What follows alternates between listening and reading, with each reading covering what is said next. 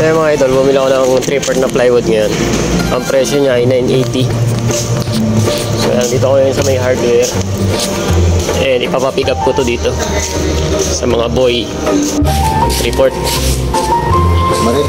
Marin. Gagawin ko lamesa, kuya. Yung lamesang bilog. Ako si Oli. Tara, samahan niyo ako gumawa ng round table para sa mga event na darating.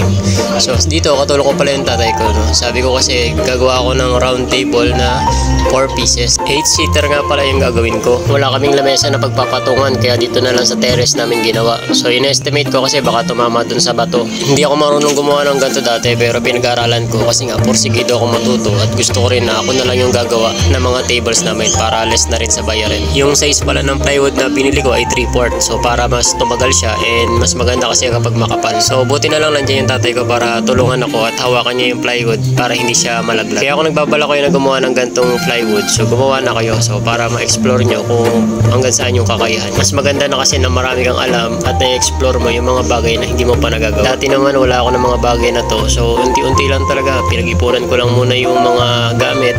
Nag-ipon ako, nag-invest ako na nag-invest kasi kailangan tools talaga yung una i-invest bago ka makagawa ng ganito. Pangalawang plywood ko na pala to and sinukat ko siya ng 4 feet and then 2 feet. So pahaba at saka pahiga yung ginawa ko. Dito kasi sa part na to dapat tama yung sukat na gagawin mo. Hindi siya pwedeng lagpas ng konti kasi magiging tabingi yung pagkabilog. So kailangan ma-perfect natin yung sukat sa bawat dulo.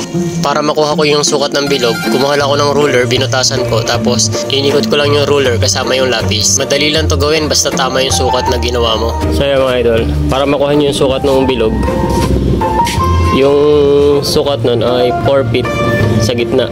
Hatiin yan 2 feet. So pag na-divide nyo na siya sa 1, 2, 3, 4 na tagto 2 feet, markingan nyo lang dito tapos ipako nyo tong roller kasi gumamit ako ng roller na yan, stainless. Tapos binutasan ko dun sa number 24 tapos iikot nyo lang siya. Yan, sasabayan nyo lang ng lapis, ganyan, no? Yan, para makuha nyo yung bilog na sukat. Nung una, akala ko mahirap gawin to kasi hindi ko naman talaga linya na gumawa ng mga plywood or mga lamesa. Pati yung mga backdrop, ako na din ang gumagawa nun. Kasi dati nakikita ko lang siya sa YouTube. Nakikita ko lang sa ibang stylist na gumagawa din. So, ang ginawa ko, tinry ko na lang din naman kasi wala namang mawawala. Ang ginawa ko lang ay nag-invest lang muna ako ng mga gamit.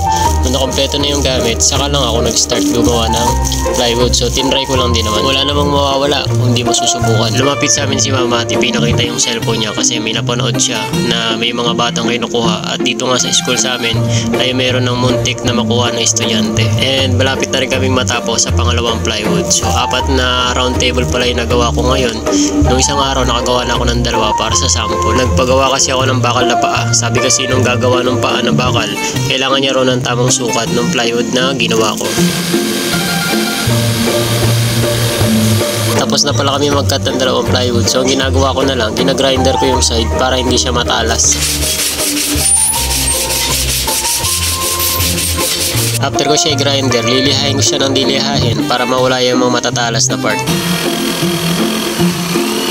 Gumagawa pala ako ng paletter L na magsisilbing kantuhan sa ilalim. Diyan kasi tatama yung mga ulo ng mga bakal. Sa bawat table, kailangan ko ng 4 na piraso. Meron akong 4 na table, so kailangan ko ng 16 pieces na paletter L. Napapadali talaga ang trabaho kapag meron kang gantong mga tools. Kaya suggest ko, kung gagawa rin kayo ng mga ganito, mas maganda na mag-invest muna kayo ng mga heavy tools. Mahirap kasi kung mano-mano nyo gagawin to, so mapapatagal lang kayo.